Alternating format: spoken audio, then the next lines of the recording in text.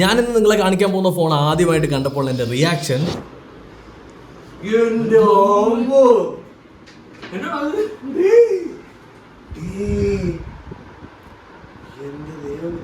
Price എത്ര 30K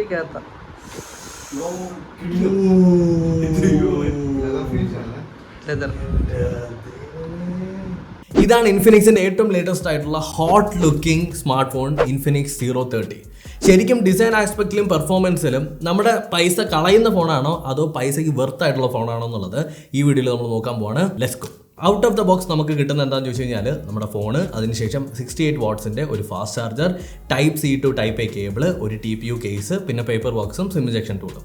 പിന്നെ നമ്മുടെ ഫോണ് തന്നെയാണ് ഇതിനകത്ത് ഏറ്റവും മികവിറ്റ താരം എന്ന് പറയുന്നത്. കാര്യം ഭയങ്കര നല്ല ഡിസൈനാണ്. ശരിക്കും പറയാലോ, ഭയങ്കര നല്ല ഡിസൈൻ.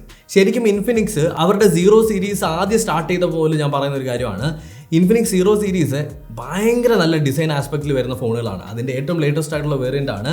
ഈ ഒരു കളറിൻ്റെ പേര് റോം ഗ്രീൻ ആണ്.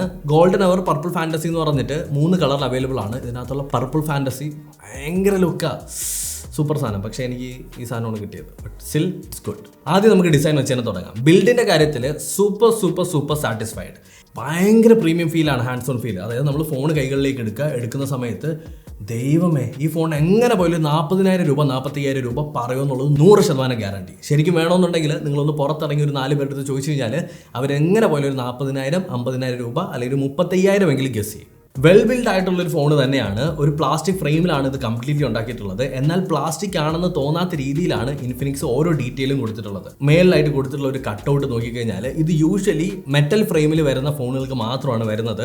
കാര്യം എന്ന് വെച്ചാൽ അങ്ങനെയുള്ള മെറ്റൽ ഫ്രെയിമിൽ വരുന്ന ഫോണുകൾക്ക് ഇങ്ങനെ ഒരു കട്ടൗട്ട് കൊടുത്താലേ അവിടെയുള്ള ആൻറ്റിനാസും കാര്യങ്ങളൊക്കെ വർക്ക് ചെയ്യുള്ളൂ. അതുകൊണ്ടാണ്. എന്നാൽ ആ ഒരു ഡീറ്റെയിലിനെ ഈ പ്ലാസ്റ്റിക് ഫ്രെയിമിലേക്ക് കൊണ്ടുവന്ന് ആ ഒരു പ്രീമിയം ലുക്കിനായിട്ട് ഇൻഫിനിക്സ് ശ്രദ്ധിച്ചിട്ടുണ്ട്. ഫ്രണ്ടും ബാക്കും കോർണിംഗ് ഗോറില്ല ഗ്ലാസ് 5ന്റെ പ്രൊട്ടക്ഷനും അതുപോലെ തന്നെ ബാക്കിലായിട്ട് ഒരു ലെതർ പോലെയുള്ള ഒരു ടെക്സ്ചറാണ് കൊണ്ടുവന്നിട്ടുള്ളത്. ഈ ലെതർ പോലെയുള്ള ടെക്സ്ചർ എന്ത് ഗുണം തരുമെന്ന് ചോദിച്ചു കഴിഞ്ഞാൽ 2 തരത്തിലാണ്. ഒന്ന്, അഴുക്കാവൂല. പിന്നീട് നമുക്ക് ഫിംഗർ പ്രിൻറ്റും ഒന്നും അവിടെ പറ്റിയിരിക്കത്തില്ല. ലൈക്ക് ചില ആളുകളുണ്ട് ഈ ഫിംഗർ പ്രിൻറ്റ് ഇങ്ങനെ ഫോണിൽ പറ്റിയിരിക്കുന്ന കാണുമ്പോൾ ഭയങ്കര ഇറിറ്റേഷനാണ്. അവരിങ്ങനെ തുടച്ച് നടക്കും. ആ ഒരു പ്രശ്നമില്ല. രണ്ടാമത്തെ കാര്യം, നല്ല ഗ്രിപ്പ്. കയ്യിൽ നിന്ന് വഴുതി പോകത്തോ കയ്യിൽ ഇക്ലി ആവത്തോ ഒന്നുമില്ല. ഭയങ്കര നല്ല ഗ്രിപ്പ് തരും. ഫിസിക്കലി നോക്കുന്ന സമയത്ത് റൈറ്റ് സൈഡിലായിട്ടാണ് നമ്മുടെ പവർ ബട്ടണും വോളിയം റോക്കറും വരുന്നത്. വോളിയം റോക്കറിൻ്റെ പവർ ബട്ടൻ്റെ കാര്യം പറയുമ്പോൾ ആ ഒരു ടാക്ടൈൽ ഫീഡ്ബാക്ക് ഉണ്ടല്ലോ, ആ ഒരു ബട്ടൺ അമരുന്ന ആ ഒരു ഫീല് അത് ഭയങ്കര കുറവാണ്. അത് കുറച്ചുകൂടി ബെറ്റർ ആയിരുന്നെങ്കിൽ എന്ന് എനിക്ക് തോന്നി. കാര്യം അത് ബട്ടൺ അമർന്നില്ലേ എന്ന് നമുക്കിങ്ങനെ പെട്ടെന്ന് കിട്ടൂല. മനസ്സിലായോ? TPU കേസ് ഇടുന്ന സമയത്ത് കുറച്ചുകൂടി ടാക്ടൈൽ ആവുന്നുണ്ട്, വിച്ച് ഈസ് ഗുഡ്. ലൈക്ക് അത് ഞാൻ കംപ്ലൈൻ്റ് ആയിട്ട് പറഞ്ഞതല്ല. എന്നാലും ലൈക്ക് ഇപ്പോൾ ഫോണ് പോക്കറ്റിൽ നിന്നൊക്കെ എടുക്കുന്ന സമയത്ത് അത് ഓൺ ആവുന്നുണ്ടോ, കട്ടാവുന്നുണ്ടോ, അമരുന്നുണ്ടോ, വോളിയം കൂടുന്നുണ്ടോ എന്നുള്ളതെല്ലാം പെട്ടെന്ന് നമുക്ക് കിട്ടൂല. ടോപ്പ് സൈഡിലായിട്ട് നമ്മുടെ സെക്കൻഡറി നോയ്സ് ക്യാൻസലേഷൻ മൈക്രോഫോണും സ്റ്റീരിയോ സ്പീക്കർ വെൻസും പവേർഡ് ബൈ ഇൻഫിനിക്സ് എന്ന് പറഞ്ഞിട്ടൊരു ബ്രാൻഡിങ്ങും കാണാൻ പറ്റും. താഴെ അതായത് ബോട്ടം സൈഡ് നോക്കുന്ന സമയത്ത് type C port, primary speaker വെൻസും സിം ട്രേയും ആണ് ഉള്ളത്. 2 നാനോ സിമ്മ് മാത്രമേ നമുക്ക് സിം ട്രേക്കകത്ത് ഇടാൻ പറ്റുള്ളൂ. അതെന്തുകൊണ്ടെന്ന് ചോദിച്ചു കഴിഞ്ഞാൽ ഇത്രയും തിക്നെസ് കുറവായ ഒരു ഫോൺ ആയതുകൊണ്ടാണ് അവർ ഡുവൽ സിം ഒരു ഡെഡിക്കേറ്റഡ് SD കാർഡും കൊണ്ട് ചേർക്കാത്തത്. വിച്ച് ഈസ് ലൈക്ക് ഒരു കംപ്ലൈൻ്റ് ഉള്ളൊരു കാര്യമൊന്നുമല്ല. ഇൻഫിനിക്സ് എന്ന ബ്രാൻഡിൻ്റെ ഏറ്റവും വലിയ മികവ് എവിടെയാണ് വന്നിട്ടുള്ളതെന്ന് അറിയാമോ? ഞാൻ കാണിച്ചു തരാം. അതായത് വളരെ ചെറിയ ബെസലാണ് ഇതിനകത്ത് കൊടുത്തിട്ടുള്ളതെന്നുണ്ടെങ്കിലും അവർ 2 ഫ്രണ്ട് ഫ്ലാഷ് ഇതിനകത്ത് ഇൻ്റഗ്രേറ്റ് ചെയ്യാനായിട്ട് ശ്രമിച്ചിട്ടുണ്ട്. അതുമാത്രമല്ല, പ്രോക്സിമിറ്റി സെൻസറും ലൈറ്റ് സെൻസറും ഈ ഒരു ചെറിയ ബെസലിനകത്ത് കൊണ്ടുവന്നിട്ടുണ്ട്, വിച്ച് ഈസ് വെരി നൈസ്. ഡിസ്പ്ലേയുടെ കാര്യം നോക്കുമ്പോൾ 6.78 ഇഞ്ചിൻ്റെ ഒരു curved full HD+ AMOLED display ആണ് വരുന്നത്. റിഫ്രഷ് റേറ്റ് എത്രയെന്നറിയോ? 144 Hz. അതായത് 144 FPS നിങ്ങൾക്ക് ഗെയിം കളിക്കാൻ പറ്റും. ഇപ്പോൾ എനിക്ക് തോന്നുന്നില്ല എല്ലാ ഗെയിമുകളും 144 FPS കൊണ്ടുവന്നിട്ടുണ്ടെന്ന്.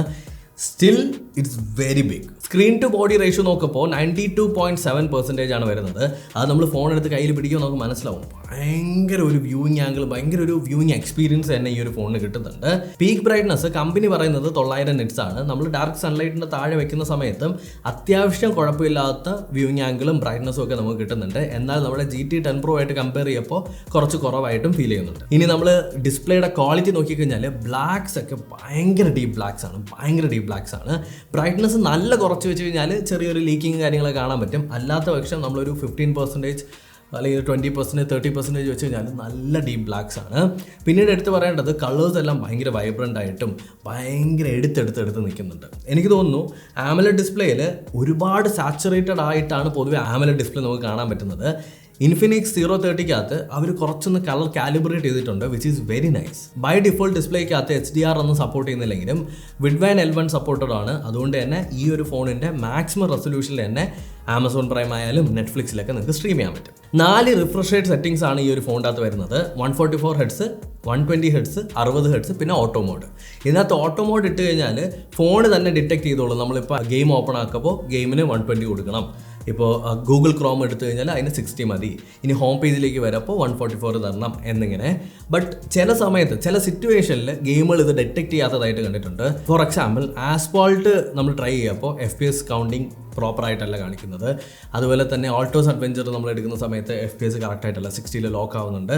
അതുകൊണ്ട് തന്നെ ഞാൻ റെക്കമെൻഡ് ചെയ്യുന്നത് 120 അല്ലെങ്കിൽ 144 നിങ്ങൾക്ക് ഇടാം. ഇനി നിങ്ങൾ ബെസ്റ്റ് ബാറ്ററി ബാക്കപ്പ് ആണ് വേണ്ടതെന്നുണ്ടെങ്കിൽ ഒരു 60 ഒക്കെ ഇട്ടാൽ മതി, അല്ലെങ്കിൽ ഓട്ടോ മോഡലും ഇടാം. ഗെയിം കളിച്ച് നോക്കിയ സമയത്ത് 120 FPS നമുക്ക് പ്യുവർ ആയിട്ട് കിട്ടുന്നുണ്ട്. ആസ്ഫാൾട്ട് 9, PUBG, അതുപോലെ തന്നെ ഡെഡ് ട്രിഗർ 2 പോലുള്ള ഗെയിമുകളെല്ലാം ട്രൈ ചെയ്തു.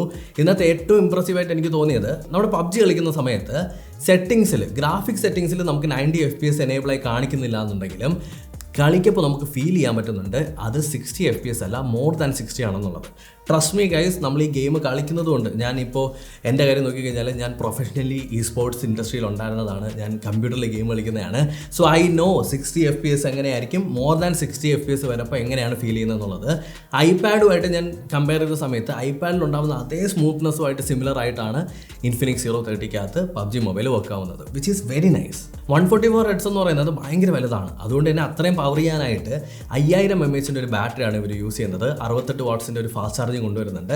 30 മിനിറ്റിൽ അറൗണ്ട് ഒരു 68-69% കയറുന്നുണ്ട്. ഇപ്പോൾ 0 to 100 ആവണമെന്നുണ്ടെങ്കിൽ 55-56 മിനിറ്റ് വരെയൊക്കെ എനിക്ക് എടുക്കുന്നുണ്ട്, ഓൾമോസ്റ്റ് 1 hour. ഈ ഒരു ഫാസ്റ്റ് ചാർജിങ് വെച്ച് നോക്കുമ്പോൾ ചാർജിങ് ഒരു ഭയങ്കര ഒരു പ്രശ്നമായിട്ട് എനിക്ക് ഫീൽ ചെയ്യുന്നില്ല. ബട്ട് ബാറ്ററി ബാക്കപ്പിനെ പറ്റി പറയുമ്പോൾ ഇംപ്രസീവ് എന്ന് പറഞ്ഞാൽ ഇംപ്രസീവ്. 1.5 days സുഖമായിട്ട് പോകും. ഇത് ഞാൻ പറയുന്നത് 144 ഹെഡ്സിലല്ല, ഓട്ടോയിലുള്ള കാര്യമാണ് പറയുന്നത്. ഞാൻ ഒരിക്കലും 144 ഹെഡ്സ് ഇട്ട് യൂസ് ചെയ്യാറില്ല, ബിക്കോസ് ഞാൻ ഗെയിം ഒരുപാടൊന്നും കളിക്കാത്തതുകൊണ്ട്. നിങ്ങളിനി ഗെയിം മാത്രം കളിക്കുന്ന സമയത്ത് 144 ഹെഡ്സ് ഡിഫോൾട്ടായിട്ട് ഇടാം, ഇല്ലെങ്കിൽ just go for auto. DTS support ചെയ്തിട്ടുള്ള സ്റ്റീരിയോ സ്പീക്കേഴ്സാണ് ഇൻഫിനിക്സ് കൊടുത്തിട്ടുള്ളത്. നല്ല വോളിയം ലെവലും നല്ല ക്വാളിറ്റി, നല്ല ടോൺ ക്വാളിറ്റി ഉണ്ട്. എസ്പെഷ്യലി എടുത്ത് പറയേണ്ടത്, നമ്മളിപ്പോൾ ഫോർ എക്സാമ്പിൾ ഏതെങ്കിലും ഒരു പാട്ട് കേൾക്കുന്നു, അല്ലെങ്കിൽ ഈ ഗെയിമുകളുടെയൊക്കെ പുറകിലുള്ള ബാക്ക്ഗ്രൗണ്ട് മ്യൂസിക് ഒക്കെ ഉണ്ടല്ലോ. എൻ്റെ ഫേവറേറ്റ് ഗെയിമാണ് ഡെഡ് ട്രിഗർ 2. അതിൻ്റെ അകത്ത് നമ്മൾ മാച്ച് കളിച്ചുകൊണ്ടിരിക്കുമ്പോൾ പുറകിലായിട്ടൊരു നല്ലൊരു മ്യൂസിക് ഉണ്ട്, ഒരു ആഫ്രിക്കൻ മ്യൂസിക്. അത് ഭയങ്കര രസമാണ് അതിനകത്ത് കേൾക്കാനായിട്ട്. Stereo speakers is very good, പറയാതിരിക്കാൻ വയ്യ. ഞാൻ കാണിച്ചു തരാം, കേൾപ്പിച്ചു തരാം.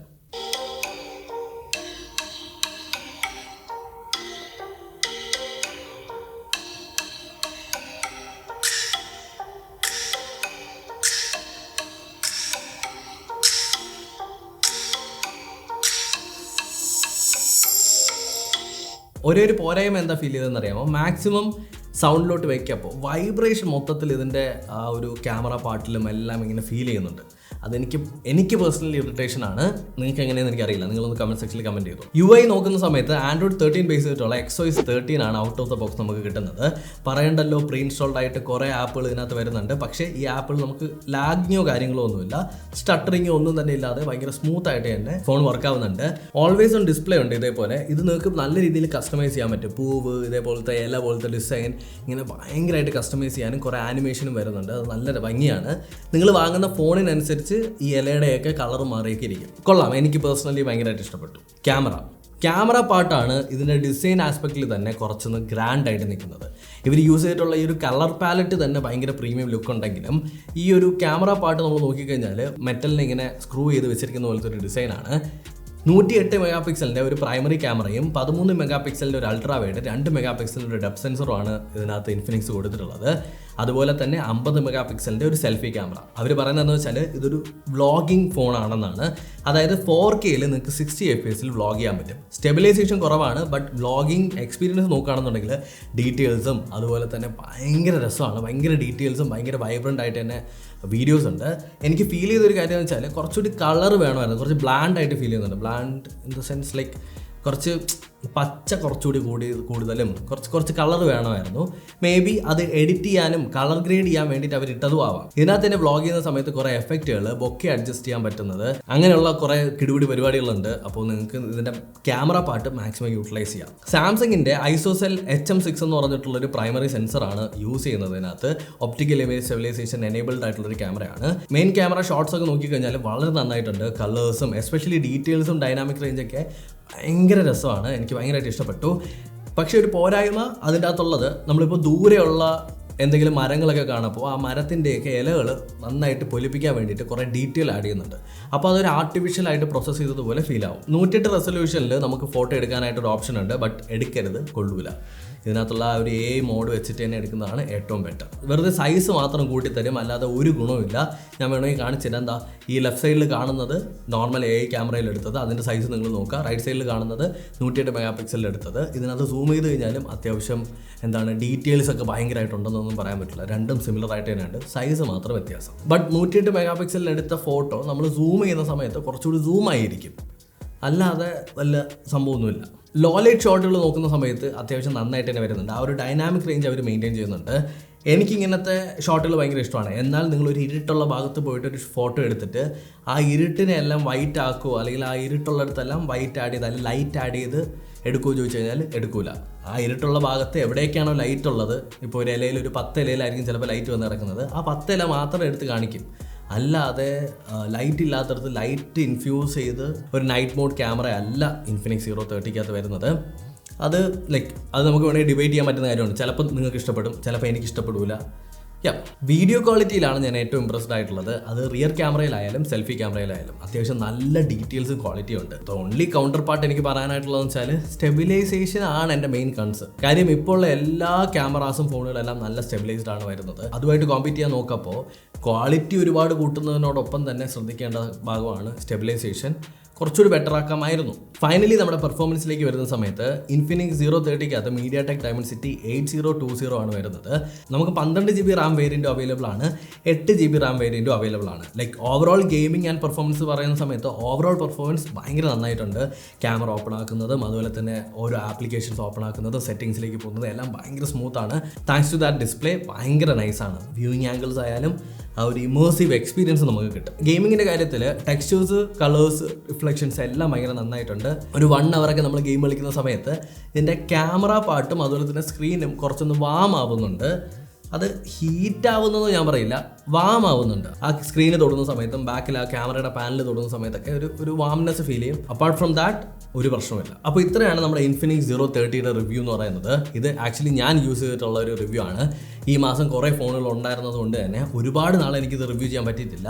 നിങ്ങൾക്ക് വേണമെങ്കിൽ ഒരു മാസം യൂസ് ചെയ്തിട്ടുള്ള ഒരു ഡീറ്റെയിൽഡ് റിവ്യൂ നമുക്ക് ഇടാം. വേണമെങ്കിൽ മാത്രം കമൻറ്റ് സെക്ഷനിൽ കമൻറ്റ് ചെയ്യുക. പിന്നെ എടുത്ത് പറയേണ്ട ഒരു കാര്യം വെച്ചാൽ ഇതിന് ഞാനൊരു പ്രോസും കോൺസും ഒരിക്കലും പറയുന്നില്ല. കാര്യം എന്താ വെച്ചാൽ, ഫോർ എക്സാമ്പിൾ എനിക്ക് ഈ ഡിസൈൻ ഭയങ്കരമായിട്ട് ഇഷ്ടപ്പെട്ടു, ഈ ഒരു ക്യാമറ സെറ്റപ്പ് ഇഷ്ടപ്പെട്ടു, ഈ കേർവ്ഡ് ഡിസ്പ്ലേ എനിക്ക് ഭയങ്കര ഇഷ്ടമാണ്. അങ്ങനെ വെച്ച് നോക്കുന്ന സമയത്ത് ഐ എം 100% സാറ്റിസ്ഫൈഡ്. എനിക്കിതിനകത്ത് ഒരു കുറ്റമായിട്ട് പറയാനൊന്നുമില്ല. എന്നാൽ ചിലപ്പോൾ നിങ്ങൾക്ക് ഫ്ലാറ്റ് ഡിസ്പ്ലേ ആയിരിക്കും ഇഷ്ടം, ചിലപ്പോൾ നിങ്ങൾക്ക് ഇതിനകത്തുള്ള പ്രോസസ്സർ ഇഷ്ടപ്പെട്ട് കാണില്ല, എൻ്റെ കളേഴ്സ് ഇഷ്ടപ്പെട്ട് കാണില്ല, ക്യാമറ ഇഷ്ടപ്പെട്ട് കാണില്ല. It depends on you. First ടൈമായിട്ട് ഞാൻ നിങ്ങൾക്കൊരു ഓപ്ഷൻ തരികയാണ്. നിങ്ങൾ തന്നെ പറ, ഈ ഒരു ഫോൺ വാങ്ങണമോ, വെർത്താണോ വെർത്തല്ലേ എന്നുള്ളത്. ഈ ഒരു ഫോണിൻ്റെ അകത്ത് ഞാൻ പറയുന്ന കാര്യം എന്ന് വെച്ചാൽ 29,999 നല്ലൊരു പ്രീമിയം ഡിസൈനിലും നല്ലൊരു ഡിസ്പ്ലേയിലും കിട്ടുന്നൊരു ഫോണാണ് with a very good battery backup. അപ്പോൾ അത് വെച്ച് നോക്കപ്പോൾ ഇറ്റ്സ് വർത്ത് എന്ന് ഞാൻ പറയും. നിങ്ങൾക്ക് എന്തെങ്കിലും ഇതിനകത്ത് എതിരായിട്ട് കൗണ്ടർ ചെയ്ത് പറയാനുണ്ടെങ്കിൽ ഒന്ന് കമൻറ്റ് സെക്ഷനിൽ കമൻറ്റ് ചെയ്യാവുന്നതാണ് കേട്ടോ. അപ്പോൾ thank you so much for watching. ഈ വീഡിയോ ഇഷ്ടപ്പെട്ടു എന്ന് കരുതുന്നു. ഇഷ്ടപ്പെട്ടിട്ടുണ്ടെങ്കിൽ ലൈക്ക് ചെയ്യുക, സബ്സ്ക്രൈബ് ചെയ്യുക. അടുത്തൊരു ടെക്നോളജി വീഡിയോയിൽ വീണ്ടും കൊണ്ടുവന്നായിരിക്കും. ബൈ.